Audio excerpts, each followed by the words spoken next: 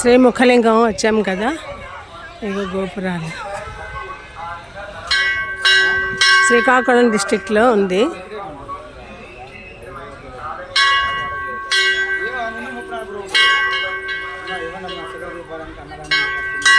శ్రీ ముఖలింగంలో చాలా విశాలమైనటువంటి ఆలయం. ఇది 11వ శతాబ్దంలో చోళరాజులు వాళ్ళ టైంలో నిర్మించినటువంటిది ఇదంతా కూడా. ఇందులో ఎన్నో ఉపాలయాలు ఉన్నాయి.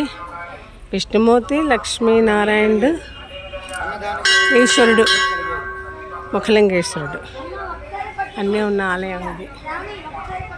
చాలా ప్రాచీనమైనటువంటి ఆలయం. ఇగో నందీశ్వరుడు,